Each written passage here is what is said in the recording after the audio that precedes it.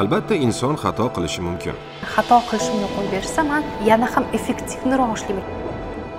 Har kuni uyqudan uyg'onganimda o'rnimdan turgim kelmasdi. Dadamlar qanday qilib seni bizni chet elga o'qishga jo'natayotgan bo'lsak, xuddi shunday qaytib kelgan yonimizga deb aytganlar.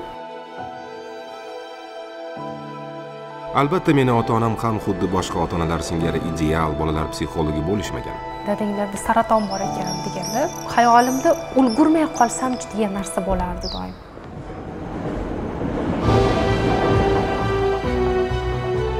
Eng yaxshi ish bu katta haq to'lanadigan hobbi.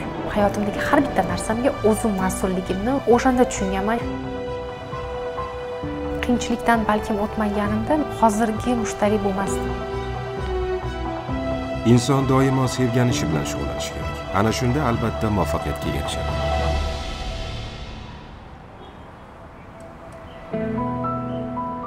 Men Toshkentda tug'ilganman. Aniqroq aytsam, Labzak mahallasida. Biz oilamiz bilan oddiy, ko'p qavatli uyda turganmiz. Ismim Mushtariy, 93-yilda Navoiy shahrida tug'ilganman. Oilada 4 ta farzandmiz, eng to'ng'ich farzandman. Mendan keyin 2 ta ukam, singlim bor. Toshkentning ob-havosi juda yaxshi. Quyoshli havo asosan bolalikdagi ajoyib xotiralarimni yodga soladi. Juda kichkina paytimda men ko'proq o'yinchoq o'ynashni emas, balki bo'laklarga ajratishni, ularning ichida nima borligini, qanday ishlashni bilishni yaxshi ko'rardim.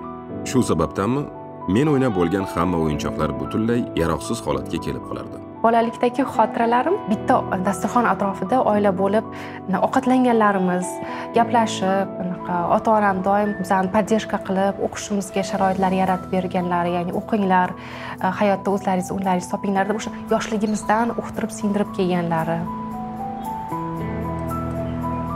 Oyim va dadam ko'p vaqt ishda bo'lishardi. Ya'ni uyda ularni juda kam ko'rardim. Ko'proq buvim bilan birga vaqt o'tkazardim. Ular shifokor jarroh edilar. Bu menga doim erkak kishi uchun munosib kasb shifokor jarrohlik deb ta'kidlardilar. Ya'ni ular meni bolalikdan shu kasbga qiziqtirishga urinardilar. Men esa avval boshdanoq shifokorlikka qiziqmadim. Meni ko'proq qandaydir yaratuvchilik, ya'ni muhandislikka, kashfiyotchilikka xos soha o'ziga tortardi. Imkon qadar odamlardan va ijtimoiy, siyosiy, psixologik sohadan uzoq bo'lsam derdim. Ko'proq mashinalar, texnologiyalar, kompyuterlar bilan til topishim osonroqdek tuyulardi. Yoshlik davrimda ko'proq masalan seriallar bo'lardi-yu, o'shalarni ko'rardim-da, keyin o'sha yerdagi masalan personajlarni chet elda o'qib yurganlarini, kutubxonalarda yugurib yurganlarini ko'rardim-da, o'shanaqa holatda o'zimni tasavvur qilardim. Qaniydi men ham mana shunday kutubxonalarda yugurib yursam degan narsa bo'lardi-da. Esimda hatto onamlarga o'zim aytganman, kulib, mayli kiyim olib bermasalaringiz ham mayli, faqat o'sha repetitorlarning pulini to'lasalaringiz mayli, shunga ham roziman deb aytganman, chunki chindan ham o'qishni xohlardim, kiymasam ham mayli deb. Shunaqa holat ham bo'lgan, hattoki maktab davrimda 7-mi sinflarda o'qirdim. Maktabga olib borishga sumkam bo'lmagan, ya'ni udiglarning balkim sharoiti bo'lmagandir, bilmadim. Juda oddiy bo'lgan, sumkada kitoblarimni olib borardim maktabga. Keyin shunaqa holat bo'lganki, darsdan keyin qizlar yig'ilishib, qayergadir borishayotgan bo'lishgan. O'shanda ularga "Men ham boraman sizlar bilan" desam, "Yo'q, Mushtariy biz bilan kelmaydi, chunki uni sumkasi xunuk" deb aytishgan. Albatta meni ota-onam ham xuddi boshqa ota-onalar singari bolalar psixologi bo'lishmagan. Mana shu sababdan ham hozir o'tmishga nazar solib ayta olamanki, ular ham tabiiyki ba'zi bir xatolarga yo'l qo'yishgan. Ya'ni bola bilan muomala qilish, tarbiya borasida. Lekin nazarimda ular e'tiborga arzimas xatolar edi. Ular menga ba'zida ayrim narsalarni taqiqlashardi. Onam maktabda o'qituvchi bo'lib ishlaganlar va meni ham namunali a'lochi o'quvchilar qatorida bo'lishimni istardilar. Shu sababdan ular uy vazifalarimni qayta-qayta, aynan bir vazifani kerak bo'lsa 10 martalab tayyorlatardilar, toki a'lo natijaga erishmagunimcha. Bu narsa esa menga yoqmasdi. Yana shunaqa holat bo'lganki, qish vaqti edi, etigim yirtilib qolgan. Onamlar o'shanda "Bo'pti, meni etigimni kiyib o'qib bora qol" deb maktabga o'zlarining etiklarini kiyib borishimga ruxsat bergan. Menga katta bo'lmasa razmerlari, katta bo'lgan, lekin o'sha etikni kiyib maktabga borganman. Haligacha onam ba'zan anaqa kulib eslaydilar, "Mushtariy, esingdami? Meni katta etigimni kiyib maktabga borganlaring" deydilar.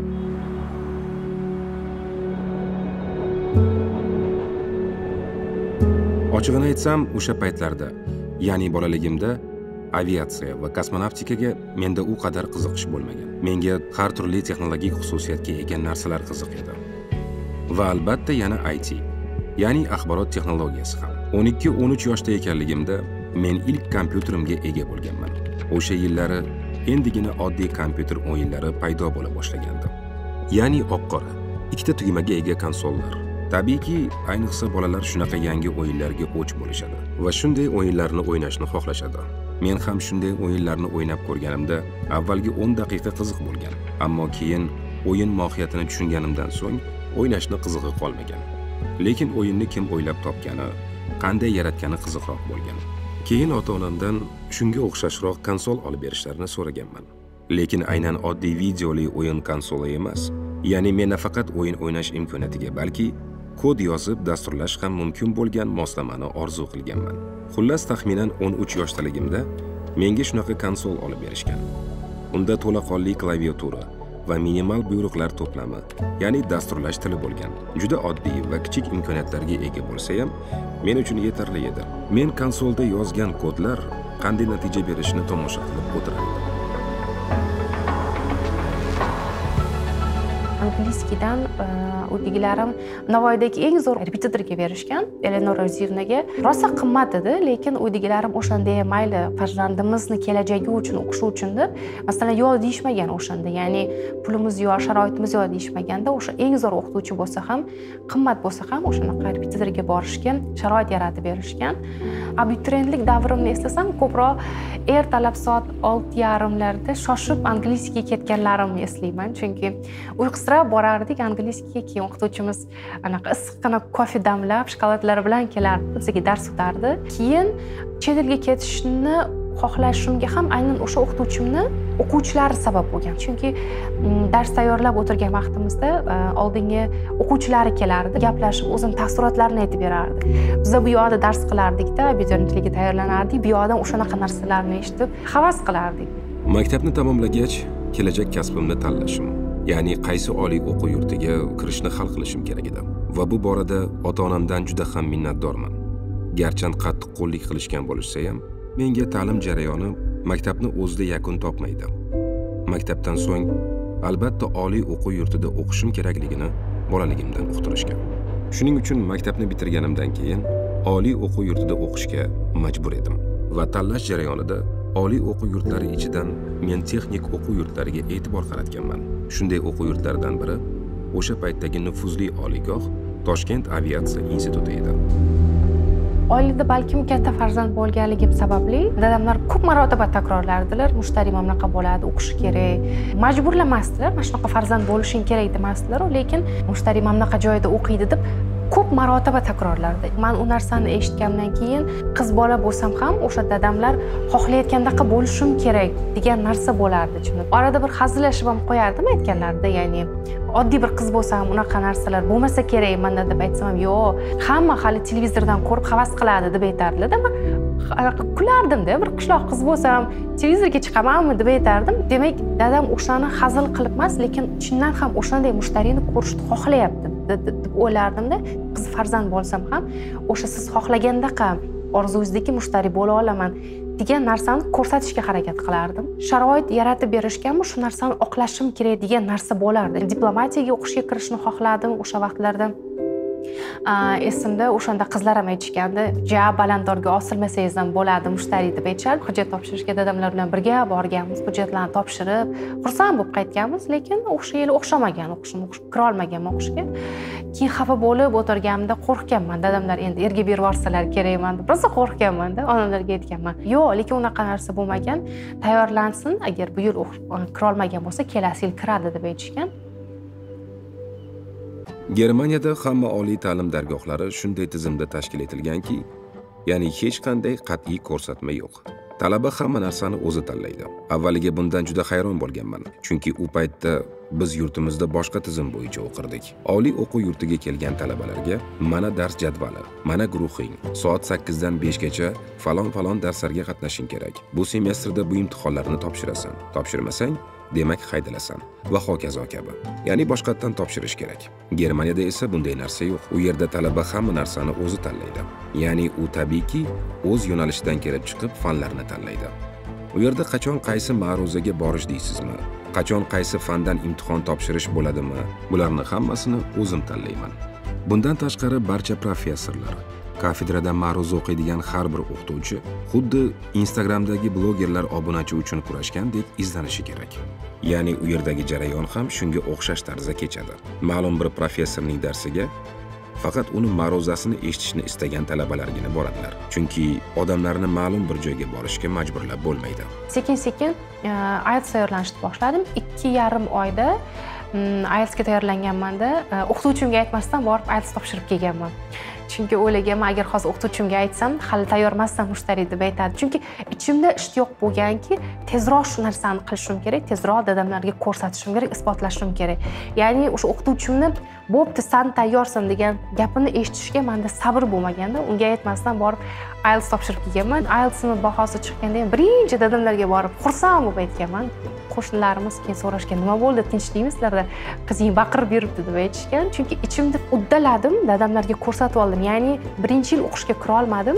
Ikkinchi yilda ham masalan, yo'q bo'ldi, bir marta shans beramiz deyishmadi-da, bo'pti, yana tayyorlansin, yana harakat qilsin deb aytishganini oqlay oldim degan narsa bo'lganda, keyin o'sha yili Singapurskiga topshirdim. Yana o'sha masalan, dadamlar kontragtimni to'lab berdilar. Keyin qo'shnilarimiz aytardi, qiz bola uchun o'shanda 5000 edi kontrakt, 5000 to'lash zarurmi senga ixtiyor, yaxshisi o'sha pulga to'y qilib yubormaysanmi, qizingni erga berib yubormaysanmi deb aytishardi-da qo'shnilar. Keyin dadamlar, yo'q, hali mushtariy o'qiydi, zo'r inson bo'ladi hali kelajakda. Hammalaringiz havas qilasizlar deb aytardilar-da. Singapurskiga kirdim, xorijiy atmosferani ko'rdim-da, lekin baribir nimadir yetishmayapti. Yoz kunlari uyga kelganimda uydagilarga aytdimki, shunaqa chet elga bormoqchiman, chet elda o'qishimni davom ettirmoqchiman deb aytganman. Endi ular balkim mushtariyni bu orzularidan bittasi, ya'ni xayollardan bittasi deb o'ylashganmi? Yo'q deyishmagan, bo'pti, o'qishga harakat qilib topshirib ko'rgin, o'xshasa keyin gaplashamiz. O'sha o'qishga kirganing haqida qog'ozingni olib kelgin, mushtariy keyin gaplashamiz deydi. Shunaqa deyishgandan keyin menga ruxsat berishdi deb o'ylaganman-da. Chet elda o'qiyotgan hech bir tanishim bo'lmagan. Internetda ertalabdan kechgacha o'tirib, ko'rib, qanday qilib topshirish kerak, qayerga hujjatlarni topshirish kerak. Institut topardim-u, shunda o'zlariga yozib, shunaqa men O'zbekistondanman, sizlarga hujjatlarimni topshirmoqchiman, nima qilay deb yozib borardim. Keyin shunday qilib, bir necha o'qishlarga topshirganman. Avgust oylari edi, Berlindagi o'sha o'zim o'qigan institutga o'qishga qabul qilinganman-da. Rosa xursand bo'lganman. O'sha boshda congratulation degan joyini ko'rib, rosa xursand bo'lganman. Keyin bundoq pastiga qarasam, juda katta bir kontrakt bo'lgan.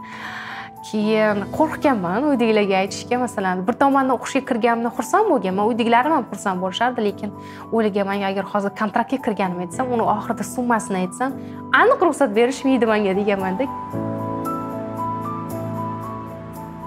Oliy o'quv yurtini tanlash masalasi ko'tarilganda, aviatsiya yoki aviatsiya va kosmonavtika yo'nalishi bor barcha o'quv yurtlariga ariza berdim. Ular orasida Berlindagi o'qishlarga ko'proq qiziqdim.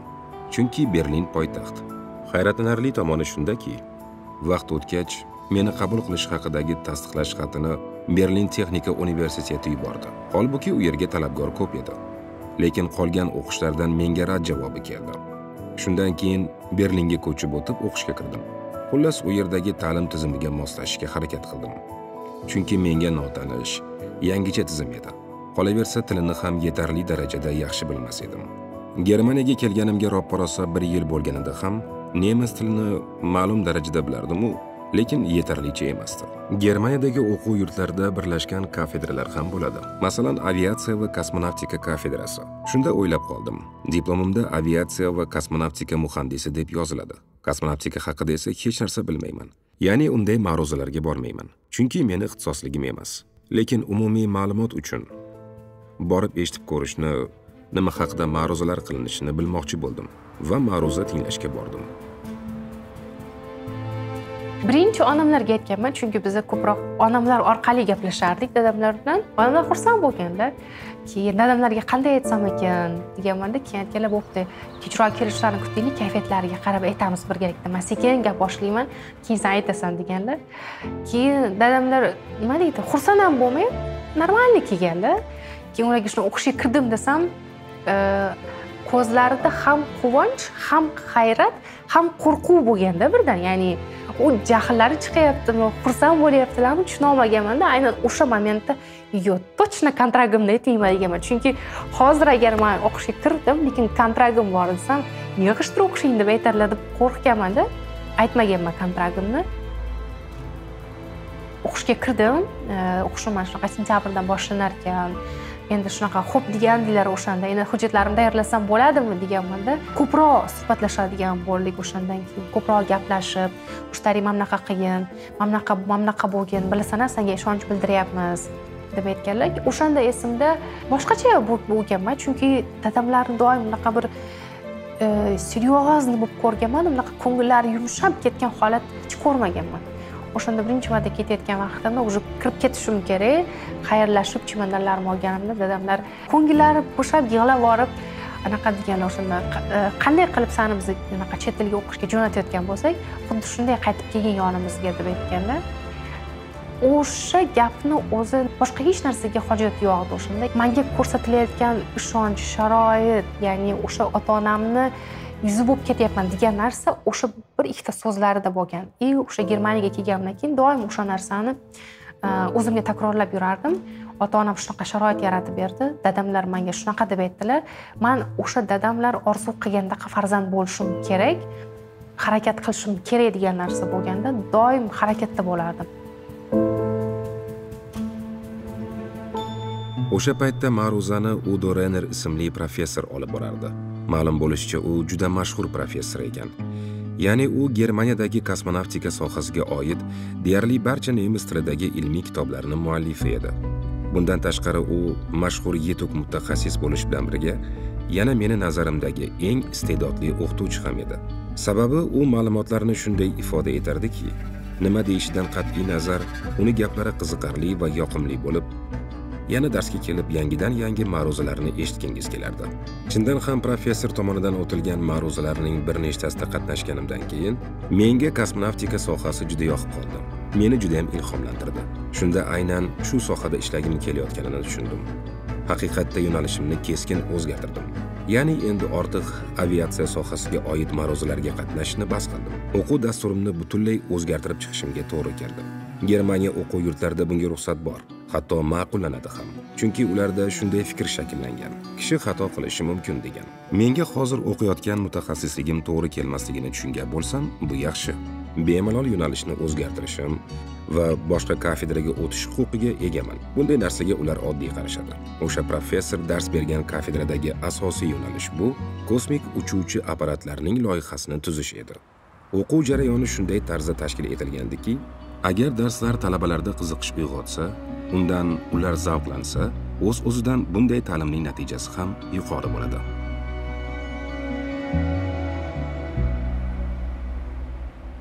O'zbekiston tashqariga biror marta ham uchmaganman. Frankfurtga shunday qo'nganimizdan keyin shunday tushganman. 22 yoshda edim. O'shanda his qilganman. O'sha vaqtdan boshlab endi har bitta bosayotgan qadamimga, har bitta harakatim, muammolarim, hayotimdagi har bitta narsamga o'zim mas'ulligimni va уже yonimda menga yordam beradigan ota-onam yo'q, tanishlarim yo'q. Har bitta narsani o'zim qilishim kerakligini o'shanda tushunganman. Hamma narsa notanish. Dovdirab qolganman-da, ya'ni qayerga borishni, qanday qilishni, nima qilishni bilmayman. Keyin o'shanda anaqa info pointga borib so'rab, gaplashib, keyin Berlingacha kelganman. Institutim bilan oldin gaplashilgan bo'lgan. Chetdan kelayotgan qo'shnilarni kutib olib, anaqa ko'rsatib, anaqa ma'lumotlar berishardi-yu, lekin cultural shock deymizmi, u menda deyarli 1 yil davom etgan. Bu yerdagi atrof muhitga moslashish, ko'nikish, insonlar, nimadir o'xshamasa yoki nimadir bo'lmasa o'tirib yig'lagim kelardi, ketaman deb aytardim-da, lekin mushtariy o'zingni qo'lga olgin, bo'ladi, harakat qilgin. Nima uchun kelganing esingdan chiqmasin. O'sha dadanglar orzu qilgan, xohlagan mushtariy bo'lishing kerak. Dirdimda yana o'zimni qo'lga olib, sekin-sekin yig'lab yana naqa qilardim. Ota-onam menga qo'llaridan kelgancha puldan yordam berishdi. Lekin ular oddiy, o'rtahol hayot kechirishgani uchun tabiiyki bergan yordamlari unchalik ham qoniqarli emas edi. va men qo'shimcha ishlashim, pul topishim kerak edi. Talabalarni assistent sifatida kafedraga ishga olishardi. Bir tasavvur qilib ko'ringa, 20 yoshli texnikaga qiziquvchi yigit va shundoqqina yonginasidagi qo'l yetadigan yerda laboratoriyada haqiqiy sun'iy yo'ldoshlar yasashadi. Keyin ularni koinotga uchirishadi. Va yonida yana bir laboratoriya bor. Unda katta antennali bahaybat radio stansiya bor. O'sha yerda uchirilgan yo'ldoshlar bilan aloqaga chiqish, turli tajribalar o'tkazishdek keng imkoniyatlar mavjud edi. Bu axir bamisoli bir ertak va orzu. Xullas, meni ich-ichimdan bu jarayonda ishtirok etkim kelardi. Professordan iltimos qilib, meni ishga olishni, biror joy topib berishni so'radim. Lekin ma'lumki, bunday vakansiya juda kam bo'ladi. Qolaversa, har qanday kafedrada ham bo'sh ish o'rni topilmaydi. Professor menga, hozir ortiqcha byudjetimiz mavjud emas, ilojim yo'q, kafedra hozir seni ishga ola olmaydi dedi. Xullas, u menga maosh bera olmagani uchun meni ishga olmasligini ma'lum qildi. Unga javoban, menga maosh kerak emas, tekinga ishlashga tayyorman. Faqat ishga olsangiz bo'ldi dedim. Kontragtimni uydagilarga aytmaganman. Ular summasini bilishmaydi, hech kim bilmaydi. Faqat institutim bilan o'zaro gaplashamiz, ya'ni qanaqadir sizlarda bir scholarshiplar bormi, topshirsam bo'ladi degan aksiga olib, o'shanda professorim aytgandiki, sen birinchi kelishing kerak, bu yerda bir semestr o'qishing kerak, bir semestr o'qiganingdan keyin scholarshipga topshirsang bo'ladi. Lekin orada 6 oyda baribir to'lashingiz kerak nimadir. To'lamasam o'qishdan haydab yuboradi degan qo'rquv bo'lgan. O'shanda faqatgina uydagilarimga aytganmanki, bu ketishim uchun ma'lum bir miqdordagi mablag'ni shotimga qo'yib berishga yordam beringlar, boshqasilardan pul so'ramayman deganman. Ukamni o'zini o'qish uchun yig'ib qo'ygan puli bo'lgan. Ukam pulini bergan menga o'shanda, dadamlar berganlar, keyin bobomlar pul berganlar, uchovlar mana shunday qilib определённый summani yig'ib berishgan. Bu yerdagi sharoit uchun bu juda kichkina pul edi o'shanda. Koreys xonadoshim bor edi, u ham Koreyadan endi kelgan, menga o'xshab til bilmaydi u. O'tirganimizda aytganmizki, bo'pti, nima qilamiz? Mana shu podstavan platsga chiqganmiz, bilmaymiz shaharni. Aytganmiz, bo'pti, avtobusga chiqamizda, shaharda sentrga boramizda, har bitta restoranga kirib ish bormi deb so'rab chiqamiz deganmizda. Vaqti kelib professor meni ishga oldi va hattoki kichik bir maosh ham taklif qildi. Chunki avval aytib o'tganimdek, talabalarga mo'ljallangan to'liq maoshli ish o'rni yo'q edi. Lekin maoshning yarmi yoki chorak qismi berilishi mumkin ekan. Men o'sha paytda ba'zi odamlar bilan tanishdim. Ular DJ-lik qilishardi. Klublarda ishlab, musiqalar qo'yishar ekan. Bu menga juda yoqib qoldi. Men ham shu ishni tez orada uddalay oldim. Va natijada meni qandaydir tungi klubga ishga olishdi. U yerda DJ-lik qildim. Ha, tungi klubda DJ bo'lib ishlaganman ham. Shu yo'l bilan o'sha paytdagi zarur ehtiyojlarimga mos pul topdim. Topgan pulim uy ijarasiga, oziq-ovqatga va boshqa xarajatlarga yetar edi. Bu men uchun juda qulay edi. Chunki ish tartibim juma kuni kechasi va shanba kuniga to'g'ri kelardi. Keyin to'liq hafta bo'yi o'qishga vaqtim yetarli bo'lardi. 4-5 soatni yurganmiz, har bitta restoranga kirib chiqqanmiz. Ish bormisizlar deb yurganmiz. Ham uyalganman, ham tortinganman, lekin ikkinchi tomondan kontragtimni to'lashim kerak edi. Kafedan ish topganmiz, keyin o'sha menejerim juda yaxshi inson, chet el ekanligimizni ko'rdi-da, "Bo'pti, sizlarga ish beraman" dedi. 2015-yil 9-martda ish boshlaganmiz. 20 soatlik kontrakt bergan menga, lekin hisoblayapman, kontraktga to'lashga u narsa yetmaydi. Haftasiga 40-45 soat ishlashim kerak, plus o'qishimni qilishim kerak. Shunda kontraktimni to'lashimga pul yetar ekan. Menejerimga aytganman, kontraktni o'qiyman, uydagilarim bilmaydi, kontraktimni to'lashim kerak deganman. Ko'proq ishlashimga ruxsat bergan. O'zimga aytganmanki, mushtari, ras o'qishga keldingmi, o'qimoqchimisan? Shanba kuni dam olish qilmaysan, aylanishlarga bormaysan, bayramlar bo'ladi, qilmaysan. Chunki bitta dam olishga ishga chiqmadimmi, 8 soat ishdan qolaman. Mana shuncha pulimdan oyligim kam chiqadi dedimda. 2,5 yil davomida faqat mana shunday qilib ishga, o'qishga qilib haftasiga 40-45 soat ishlardim, kam uxlardim.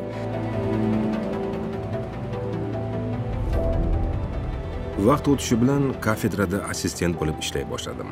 Meni kafedra loyihalariga jalb qila boshlashdi. Professor menda qobiliyat borligini tushungan bo'lsa kerak. Shu tariqa kafedrada menga assistent lavozimini ajratishdi. Bu ishim uchun katta siljish edi. O'sha paytda yanglishmasam maoshim 800 yevro edi. Bu maosh Berlinda 2000-yillarning boshida uy ijarasi uchun bemalol yetib ortardi. Ijara puliga yana boshqa ehtiyojlar uchun. Aniqrog'i bu pul oddiy ehtiyojlarimga yetardi. Berlindagi universitetni tamomlaganimdan keyin menga professor assistentlikda qolishni taklif qildi va men bajonidil rozi bo'ldim. Keyin esa bilmayman, negadir dars bergim keldi va ustozim menga ruxsat berdi. Ya'ni o'qituvchilik yuklamasini ham topshirdi. Shu tariqa ilmiy faoliyat bilan birga o'qituvchilik bilan ham shug'ullandim. Bu yerda masalan babysittinglik qilsangiz bo'lardi, ya'ni kimnidir bolasiga qarab turasiz. Bir oyda bir hafta bitta opani bolasiga qarab turardim. Uning uchun ertalab soat 4 da turib, o'sha 4:30 da chiqib ketishim kerak edi. Чтобы opani uy mendan rosa uzoq edi.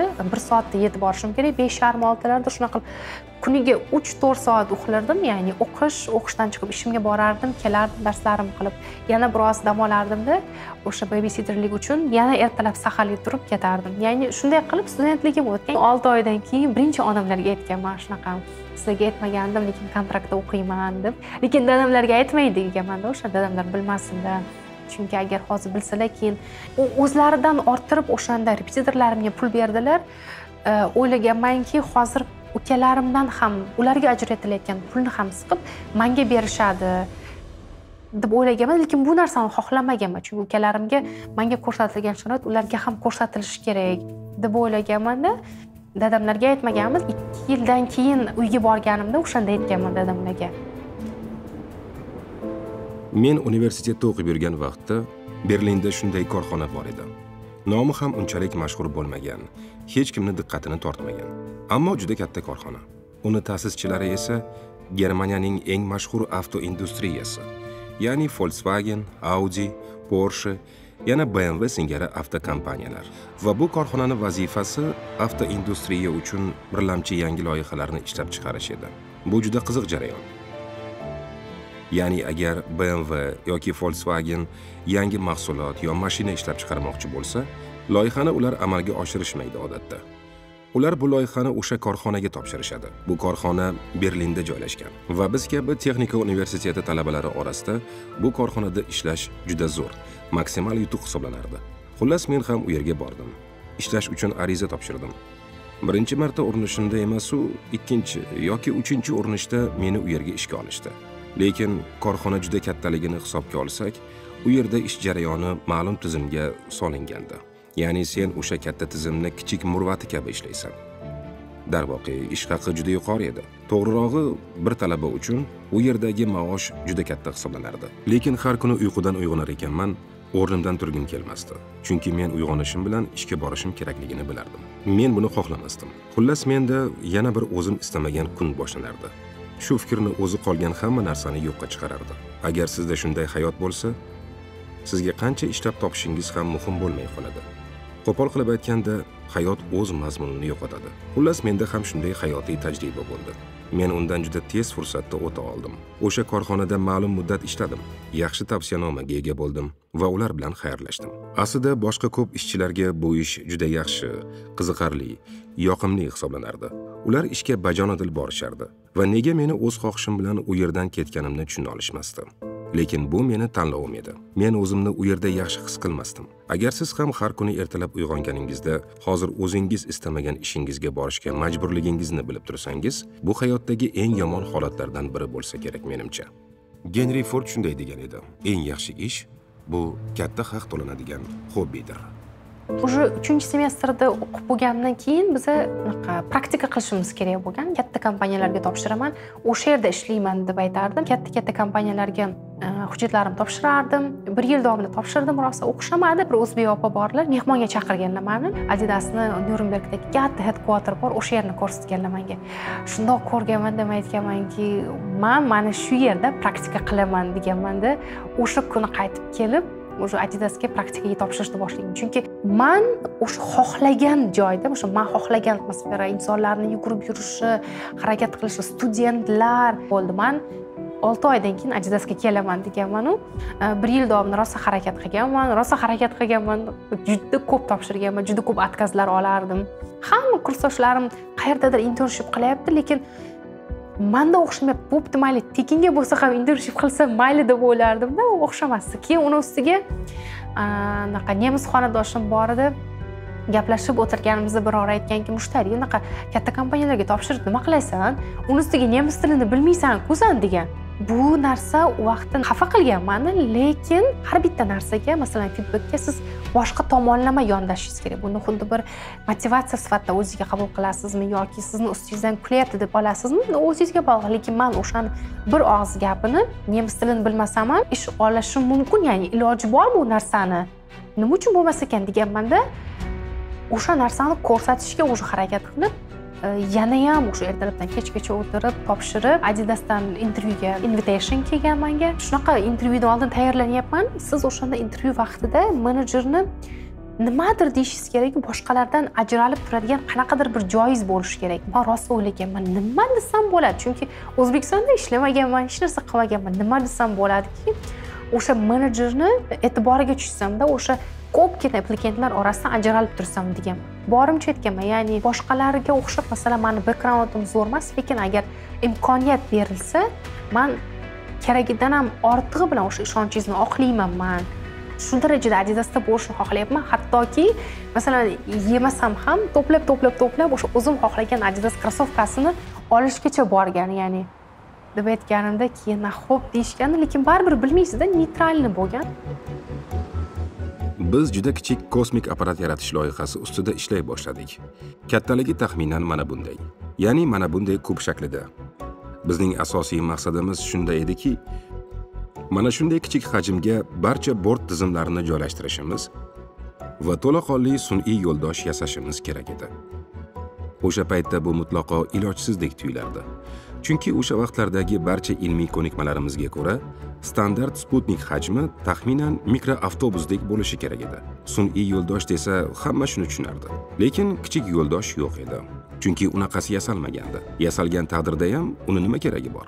Sun'iy yo'ldosh qandaydir foydali yukni orbitaga olib chiqishi kerak. Qoidaga ko'ra, ular odatda katta teleskop yoki katta antenna bo'lishi mumkin edi. Aniqrog'i, o'sha paytda kosmonavtikaga oid barcha texnologiyalar 70-yillarga xos bahaybat edi. Shuning uchun sun'iy yo'ldoshlar ham shunga yarasha katta bo'lgan. Biz shu masala bilan shug'ullanuvchi dunyodagi bir necha guruhdan biri edik. Yana bilishimcha, o'sha paytda AQSh va Yaponiya shunday tajriba ustida ishlayotgan edi. Germaniyada esa biz shug'ullanardik. Aniqroq qilib aytadigan bo'lsak, bu o'ziga xos ish bo'lgani uchun bir qator muammolarga duch kelar edik. Yangi kashfiyotlar yaratilishi jarayonida bunday muammolar ko'plab uchraydi. Ya'ni kichik sun'iy yo'ldoshni yasash uchun na kerakli bo'lgan mos qism topilardi, na texnologiya mavjud bo'lardi. Kerakli xizmat ham yo'lga qo'yilmagandi. Keyin uni orbitaga qanday olib chiqish mumkin? O'sha paytda sun'iy yo'ldoshlarni orbitaga olib chiquvchi barcha tijoriy kompaniyalar bir necha mamlakatdagina bor edi xolos.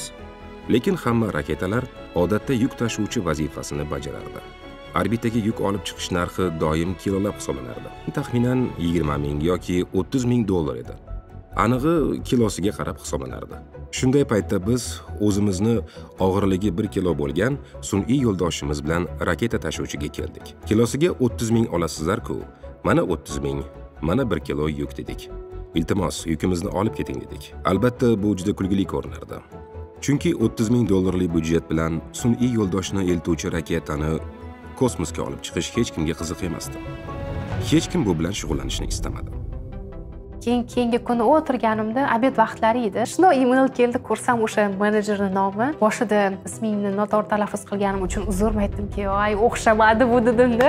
Uzr so'rayaptimi? Точно o'xshamadi bu deb o'yladimda. Keyin bunday o'qisam, anaqa biz senga bu anaqa ishni bermoqchimiz deb aytgan, shunaqa xursand bo'lganman. U vaqtda borku nima deydi? Mendan xursand inson yo'q, chunki Germaniyaga kelgandan keyin bu xuddi bir sizni birinchi yutug'ingiz. O'sha inson sizga ishonib, sizga shans beryapti. Shunaqa xursand bo'lganman. O'sha kuni Adidasdagi boshqa bir departamentdan invitation kelgan, siz bilan intervyu qilmoqchimiz. Bo'pti, bu bilan ham intervyu qila qolaychi degan narsani xohlamaganman, chunki balkim bu boshqa birovga berilgan imkoniyatdir deb o'ylaganman-da. O'sha vaqtning o'zida, "Yo'q, mayli, rahmat, lekin bugun Adidasdan menga job offer keldi, o'shani qabul qildim" deb aytganman. Keyin o'sha yerga kelgandan keyin boshlig'imdan so'ragan boshladim. "Nima uchun menga shu imkoniyatni berding?" Masalan, chunki bilaman, mendan ham zo'rlari bor. Ko'zing yonib turgan. Shu narsani menga bergan, men shu narsani qilaman degan narsani ko'zingda ko'rganman. Shuning uchun men senga imkon berganman. Degandan keyin men o'ylaganmanki, "Okey, men 6 oydan keyin bu yerdan ketaman, lekin xohlaymanki shu 6 oyim shunchaki bir praktika bo'lmasin, men shu boshlig'imni esida qoling. Ya'ni, shu o'zbekistonlik mushtariy bo'lgan, shu bilan praktika qilganmiz degan narsa bo'lsin. Oldingi praktikantlardan ajralib turishga va mendan keyin keladiganlardan ham ajralib turib, mushtariymi o'zbekistonlik qiz degan narsa qolsin xayolida degan maqsadda, ya'ni o'sha narsa bilan harakat qilganman.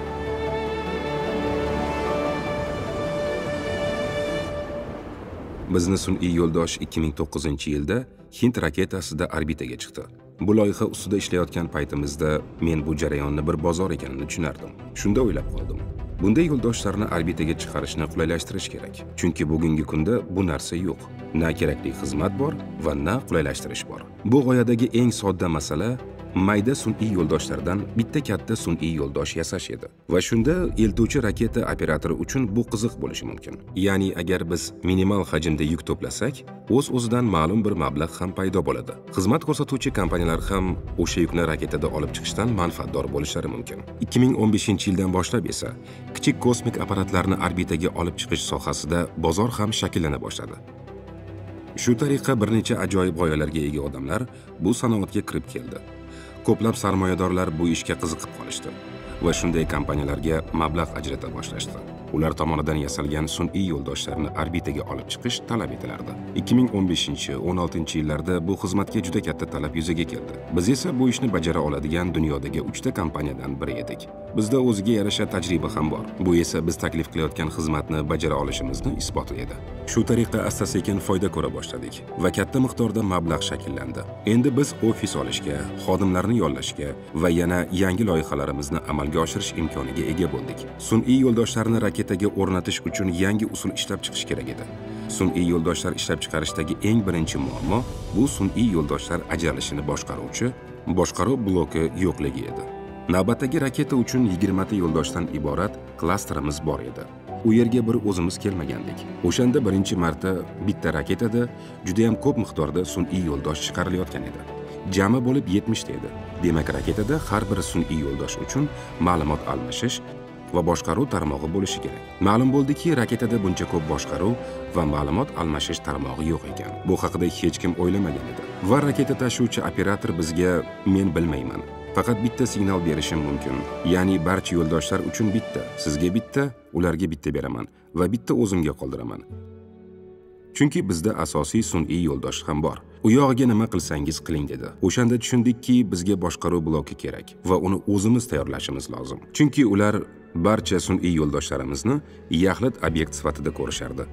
Keyin kosmosda 20 ta obyektga ajralishini esa o'zimiz hal qilishimiz kerak edi. Eng qiyini nafaqat buni o'zimiz amalga oshirishimiz, balki biz raketani 3-pog'onasi, ya'ni tezlatish blokini emulyatsiya qilishimiz kerak edi. Boshqaruv blokini ishlab chiqishga kirishdik. Ma'lum vaqtdan so'ng ishlab chiqardik ham. So'ng test sinovlari boshlandi. Texnika to'liq avtomat rejimda ishlashi kerak edi. To'xtab qolmasligi shart va yerdagidan yomonroq sharoitda ishlashi talab etilardi. Biz qurilmani o'z laboratoriyamizda sinovdan o'tkazgandik va hammasi yaxshi ishlayotganiga amin bo'ldik. So'ngra hamkorlikda tezlatish blokini sinovdan o'tkazish uchun bizni Moskvaga taklif qilishdi. Shu tariqa test sinovlarini o'tkazish uchun Berlindan Moskvaga borib, jihozlarni tezlatish blokiga o'rnatishimizni o'ziga bir kun ketdi. Keyin ular bilan hamkorlikda test o'tkazishni boshladik. Bizga ma'lum qilishlariga ko'ra, tezlatish blokidan signallar ketayotgan ekan, lekin bizni tizim esa bunga qayta javob bermagan. Bu biz uchun mutlaqo kutilmagan holat edi. Ya'ni bu yog'iga nima qilishni bilmay qoldim. Tizim ishlamasdi. Adidasda praktika qilib yurganimda orada bir taklif bo'lgan, o'sha chet elda ishlab yurgan tengdoshlar bilan qisqacha bir intervyu bo'lgan. O'shunaqa intervyuda mushtariy chiqib bering, motivatsiya bo'lishi uchun deb aytishgan. Keyin o'shanda faqatgina dadamlar mushtariyni televizorlarda hali ko'rasizlar degan narsa bo'lgani uchun, ota-onam faqatgina ko'rishlari uchun o'sha intervyuga rozi bo'lganman. 2 yil mobaynida uydagilarni ko'rmaganman. O'ylaganmanki, hozir agar meni televizorda ko'rishsa, bir boshqacha bo'lib xursand bo'lishadi. Mana dadamlar chindan ham endi faxrlanadilar. Ana mushtariy, men xohlagan mushtariy bo'ldi degan narsa faxr bo'ladi endi dadamda. Men o'sha narsani uddaladim degan narsani o'ylaganman-da. Ammo shunaqa bir vaziyat bo'lganki, praktika qilib yurganimda bir kun telefon bo'lgan menga. Telefonni ko'tarsam, ammamlar aytganda, dadanglar mazasi yo'q deganda, ya'ni men o'ylaganmanki, bir shamollagan bo'lsalar kerak. Tinchlikmi, nima bo'ldi desam, qo'rqmagin, lekin dadanglarda saraton bor ekan deganlar. O'shanda qanaqadir bir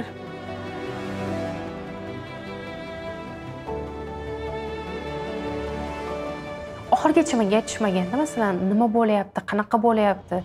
Yaxshi bo'lib ketadi, davolanadi dadanglar, kimyo oladilar, yaxshi bo'lib ketadi deyishganda, lekin aytishmagan. Keyin men ham xo'p deganmanda, o'sha praktikam tugadi, Berlinga kelganman, o'sha O'zbekistonga ketishga tayyorlanib, o'sha bilet olgandim. Hali ketishimga bir hafta bor edi. Opamlar telefon qilganda, o'shanda aytganlarki, bugun uchib kelsang kelding, o'sha otangning roziligini ola olsang ola olding, keyin butun umr senga armon bo'lib qoladi. Keyin o'sha kech bo'ladi deyishgan.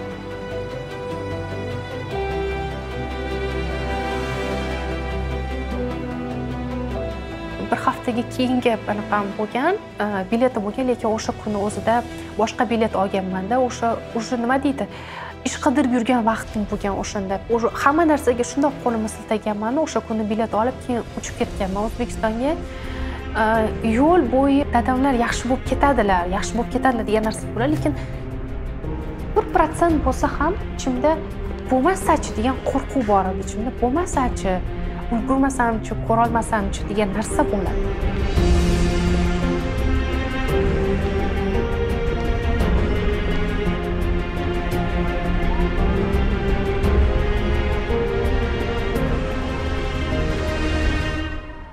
Raketa uchiruvchilar bizga ertaga yarim kun vaqtingiz bor.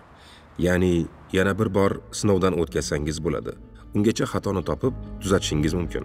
Lekin ertaga kunni birinchi yarmiga qadar bizga natijani ko'rsatmasangiz, xatoni topib testni muvaffaqiyatli o'tkazib hisobot bermasangiz, sizlarni parvozdan chetlashtirishga to'g'ri keladi deb aytishdi. Shu tariqa bizni nosoz moslamamiz bilan xoli qoldirishdi. Kechki payt edi. Soat 8-9 chamasi. Moskva yaqinida edik. Hamkasblar bilan nima qilish haqida o'ylay boshladik. Albatta bu juda emotsional holat. Ruhiy zo'riqish edi. Katta mas'uliyat talab etilardi. Chunki hammamiz tushunib turardik. Shartnomaga imzo chekkanmiz, tizim ishlashi kerak, qisman pul ham sarflangan. Xullas shunday bir sharoitda edikki, biz umuman xato qilishga haqqimiz yo'q edi.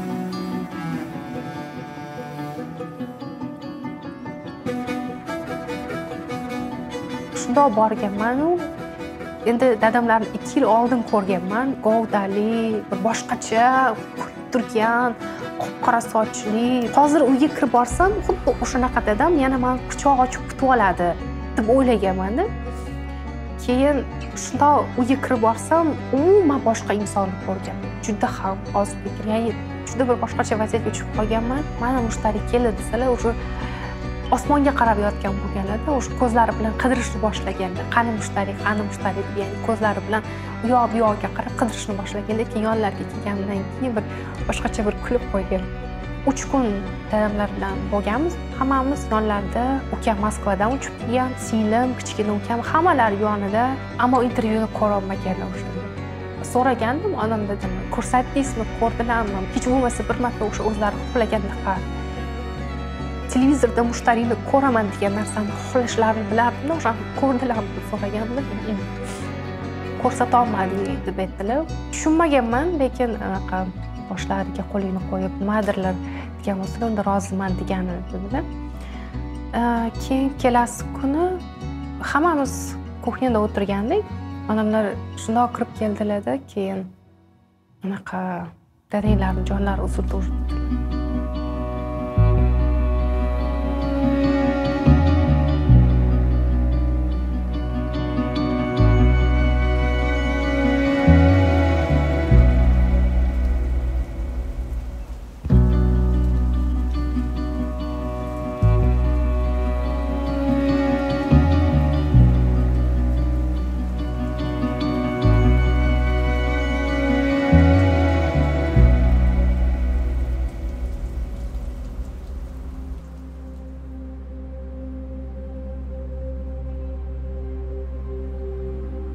Hammamiz bosh qotira boshladik. Eng avvalo nima ishlamayotganini bilishimiz kerak edi. Nega ishlamayapti? Biz esa Moskvada edik. U yerda biror ustaxonamiz, laboratoriyamiz yo'q. Hammasi Berlinda edi. Xullas Berlinga qaytib xatoni izlashga vaqt yo'q. Ertaga ertalab raketa ishlab chiqarish zavodiga borib, natijani ko'rsatishimiz lozim edi. Biz shunda tanishlarga qo'ng'iroq qilishni boshladik. Baxtimizga shunday tanishni topdik. Birinchidan uyi uzoqda emas, ikkinchidan bizni qabul qilishga rozi. Qolaversa uni uyida oz bo'lsa-da, bizga asqotadigan texnik qurilmalar bor edi. Xullas tunda uni manziliga yo'l oldik. Ko'p qavatli bino liftiga kirdik.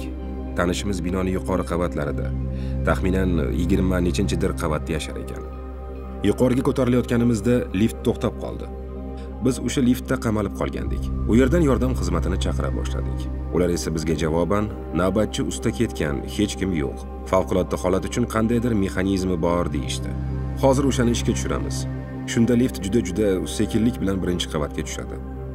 Biz esa taxminan 18-qavatga ko'tarilgandik. Xullas o'sha mexanizmni ishga tushirishdi. Keyin lift juda sekin, juda ohista pastga tusha boshladi. Liftda birinchi qavatga tushdik. Keyin 20 nechinchidir qavatga hamkasbimizni uyiga piyoda chiqdik. Biz mana shunday charchagan ahvolda ishlashga o'tirdik. Chamamda yarim kechasi soat 1 yoki 2 bo'lgan edi. So'ngra muammoni qidirishni boshladik. Nega tizim ishlamayapti?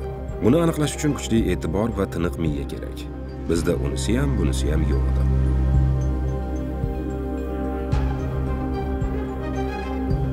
Ukam ham men ham harakat qildik, iloji boricha ko'z yoshimizni yashirishga. Bu yo'lgi onamlarni yo'qotib qo'ymaylik.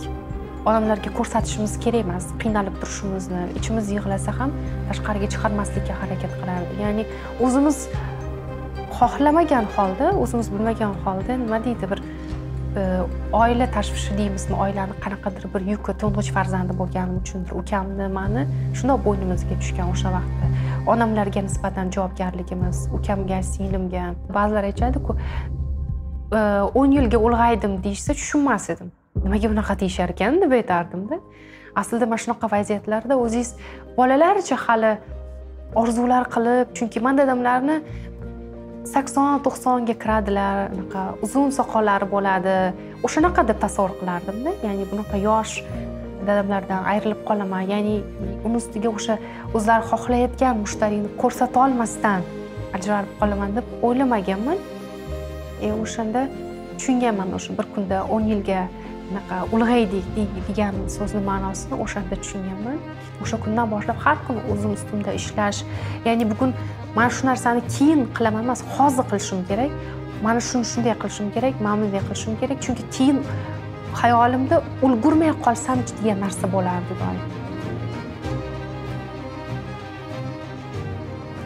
2 soatdan keyin biz tizimdagi xatolikni topdik. Bu eng muhim narsa. Chunki asosan eng murakkab ish tizimlardagi xatolikni topish hisoblanadi. Ya'ni aniqlangan xatolikni tuzatish qiyin emas, lekin tizimdagi xatolikning qayerdaligini topish doim qiyin. Aniqlanishicha, xato nafaqat tizimning o'zida, balki tizimni tekshiruvchi emulyatorda ham mavjud ekan. Bu muammolarni bartaraf etishga ma'lum bir vaqtimiz ketdi. Tizimdagi ba'zi narsalarni qayta ishlashga to'g'ri keldi.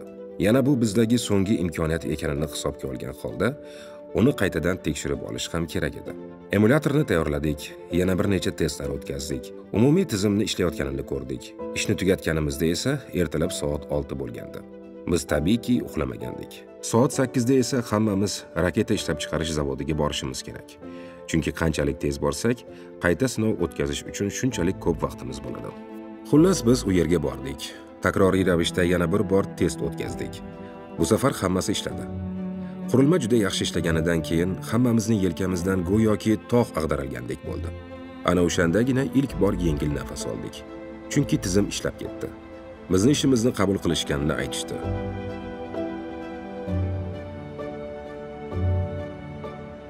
Diplom ishimni topshirdim, o'qishimni bitirdim, ammo o'sha orada ishga topshiryapman, ishlar o'xshamayapti, vizamni srogi tugayapti, yashab turgan uyimni kontraktiga boryapti, uydan chiqib ketishim kerak o'sha. Har tomondan berk ko'chaga tushib qolgandek his qilasiz, xuddi o'shanday.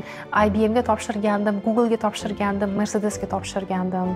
Ko'nglimga qandaydir bir keldi, LinkedInda o'tirganimda o'sha Tesla'dagi rekruterlarni qidirdimda, keyin Tesla'ning bitta rekruterlarini topib, unga o'zim to'g'ri email yozdim.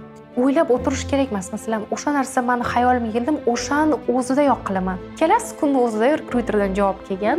Bu Tesla bilan birinchi intervyu bo'lgan. Tesla bilan intervyu bo'ldi, yarim soatlik gaplashdik. O'sha telefon anaqa kolni o'zidayoq aytganki, anaqa bizga siz ma'qul keldingiz. Kelasi hafta anaqa intervyuga invitation jo'natishgan, 2 soatlarcha intervyu bo'lib, gaplashib, 1 oy davomida 7 taga yaqin intervyular bo'lgan.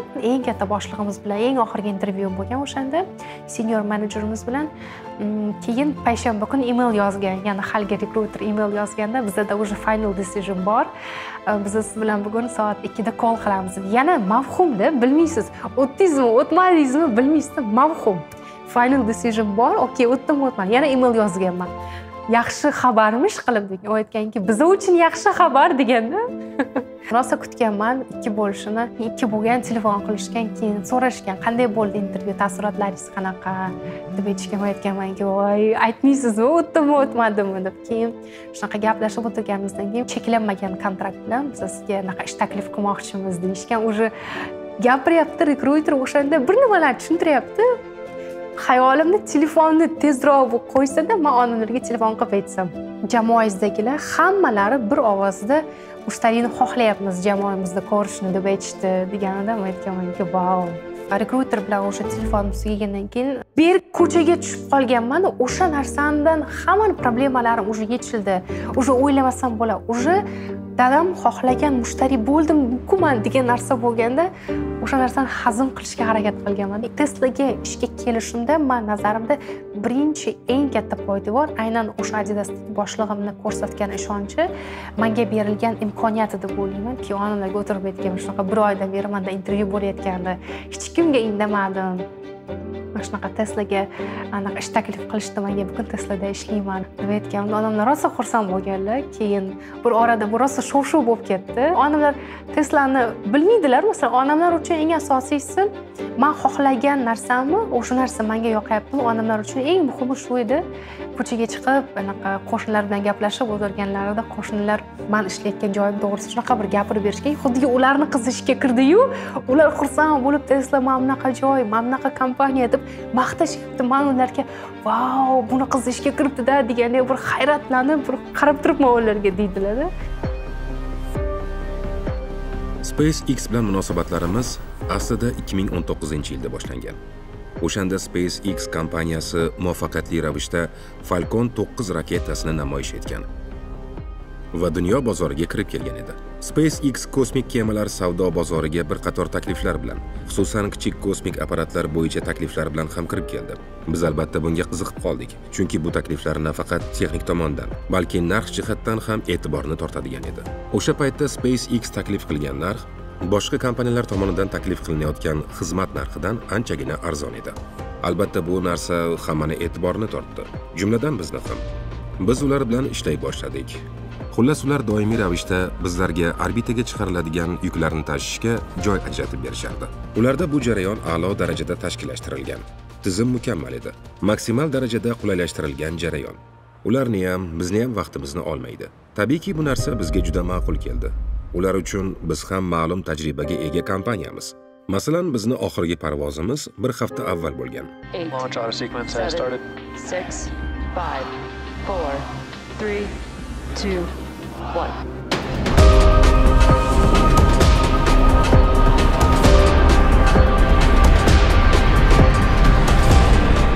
Undan oldingisini esa 3 oy oldin uchirgandik. Endilikda biz bitta raketada 150 tadan 170 tagacha apparat uchirishimiz mumkin. Kosmosga yuborilgan foydali jo'natma 1,5 tonnaga teng edi.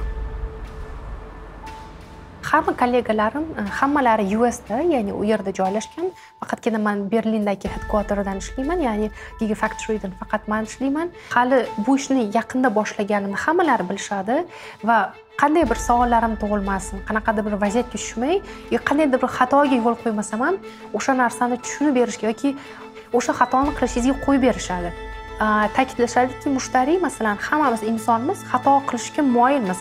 Faqatgina o'sha qilgan xatolaringdan o'zingga xulosa chiqarishing kerakda. Bitta xatoni 2-3 marta takrorlamasliging kerak deyshadi. Shunaqa bir vaziyat bo'lganki, o'sha o'zimni boshlig'im bilan intervyu vaqtida shunaqa savol berganda, o'shanda oldingi ishingizda shunaqa stressli holatlar bo'lganmi? Qanday qilib yengib ketgansiz deb. keyin men aytganman, o'shanda bunaqa holatlar ko'p bo'ladi, lekin xato qilishimga qo'yib bersa, men yana ham effektivroq ishlayman. Qayerda kamchiligim borligini to'g'rilay olishim oson bo'ladi. Oldingi ishimda biroz shu narsadan qiynalganman, chunki xato qilishimga qo'yib berishmagan deb aytib o'tganman intervyu vaqtida, keyinchalik intervyu tugagandan keyin o'zingiz analiz qilasiz, bu savolga bunday javob berdim, bunisiga bunday javob berishim kerak, yaxshiroq javob berishim kerak deb, keyin shu momentda o'ylanib qolganman, shuni bekor aytdim menimcha deb o'ylaganman-da. Keyin ishga kirib, o'sha anchadan keyin boshlig'i bilan bir ora suhbat bo'lganda, endi ichingizni kemirib turadi shu narsa. Shunaqa xato qilib qo'yganingizni bilasiz. Keyin boshlig'imga aytganman, agar eslasang intervyuda shunaqa savol berganding, lekin menimcha o'shanda men oldingi ishim haqida gapirmasligim kerak edi deb aytganimda, aytganki, aslida aynan o'sha savolga xuddi o'shanday javob ber, ya'ni situatsiyaga o'shanday baho berganing senga nazarimiz tushishiga aslida sabab bo'lgan deb aytishganda,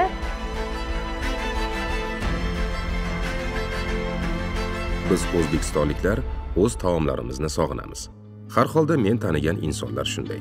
Yevropada umuman olganda turli millat taomlarini topish mumkin. O'zbek oshxonasini ochish harakatlari ham bo'lgan albatta. Bu yerda o'zbek restorani yoki O'rta Osiyo hududlariga xos restoranlarni topish mumkin, lekin ularda nimadir yetishmaydi. Baribir nimadir kamlik. Ular tayyorlagan taomlar O'zbekistondagi tayyorlangan taomlarga sira o'xshamaydi. Hatto bir safar Moskvada shunday bo'lgandi. Doim Moskvaga borganimda asosan o'zbek restoranlariga borishni yoqtiraman. Bu yerda yashaydigan ba'zi tanishlarim va do'stlarim bundan hayron bo'lishadi. To'g'ri, ular ham o'zbek restoranlariga borishadi, lekin onda-sonda. Men esa doim u yerga qatnayman. Do'stlarim nega doim o'zbek restoraniga borasan deb so'rashadi. Moskvada boshqa restoranlar ham bor, ya'ni xilma-xil taomlarni tanovul qilish mumkin. Lekin Yevropa taomlari Berlinda ham bor. O'zbek taomlari esa Yevropada yo'q. Men hatto bir safar ularga hazillashib, men axir O'zbekiston fuqarosiman-ku. Biz Rossiyaga borganimizda o'zbek restoranlariga borib davomatdan o'tishimiz kerak. Yo'qsa bizga hayfsan berishadi deb hazil mutoyiba ham qilganman. So'ngra esa bunday qarasam ular gaplarimga ishonishyapti. Hatto kulishmadi ham. Har safar O'zbekistonga uydiklarini ko'rishga, dam olishga borganimda boshqacha bo'lib ketaman, chunki baribir nima deydi, o'sha yerda yoshligim o'tgan, o'sha yerda katta bo'lganman. Mana shu hozirgi mushtariyni xayolini o'sha yerda qurishni boshlaganman. Katta dasturxonda rahmatli dadamlar, onam, ukam, singlim, men hammamiz birgalikda o'tirib, hattoki bitta shokoladni ham 5 ga, 6 ga bo'lib yeganlarimizni, o'sha narsalarni qo'msayman. O'sha vaqtlarda bu anaqa bir boshqacha, bu narsaga bir ma'no bermaysiz-ku, lekin hatto hozir o'shanday vaziyatlarni ham, chunki o'shanda oilamiz to'la to'kis bo'lgan, dadamlar bo'lganlar, o'sha vaziyatni ko'proq sog'inaman. O'tgan yili saylov oldi uchrashuvlarda prezidentimiz bilan ko'rishish imkoniyati paydo bo'lgandi mana. Bu ham kutilmaganda sodir bo'ldi. Kirib kelgunlarcha hech qanaqa bir hayajon bo'lmagan. Shundoq kirib keldilar-da, kirib kelgandan keyin boshqacha bo'lib yig'lab yuborganman o'shanda. Chunki aynan o'sha kirib kelgan vaqtlarida tushunib anglab yetganmanki, 10 yillar oldin dadamlar o'sha orzu qilgan mushtariy bo'ldim, ammo o'zlari ko'ra olmadilar. Bugun aytgan fikrlarim, gaplarimdan umumiy xulosa shuki, inson yaxshi ko'rgan ishi bilan shug'ullanishi kerak. Odam o'ziga mashg'ulot tanlashda aynan shu omilni inobatga olishi lozim. Chunki agar qilayotgan ishingni yaxshi ko'rsang, sen muvaffaqiyat qozonishing muqarrar va albatta muvaffaqiyat qozonasan. Agar mabodo ma'lum sababga ko'ra muvaffaqiyat qozona olmasang ham, baribir sen baxtli inson bo'lasan. Baxtli bo'lish esa muvaffaqiyat qozonishdan ham muhimroq.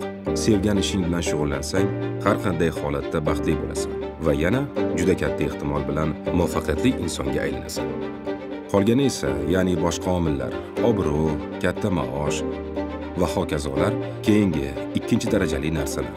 Bularning hammasi u qadar ahamiyatga ega emas. Sababi katta maosh olayotgan bo'lsang ham, modomiki yoqtirmagan ishingni qilayotgan ekansan, uni ham sifatsiz bajarasan. Yoningda esa doim o'sha ishni sendan ham yaxshiroq bajaradigan odamlar topiladi. Chunki ular bu ishni sendan ko'ra ko'proq yaxshi ko'rishadi. Aksincha holatda ham shunday. Agar biror sohada kam maosh berilsa ham, lekin ishingni sevib bajarayotgan bo'lsang, ishingni juda yaxshi bajarasan va har qanday holatda ham o'z sohangdagi kerakli mutaxassisga aylanasan.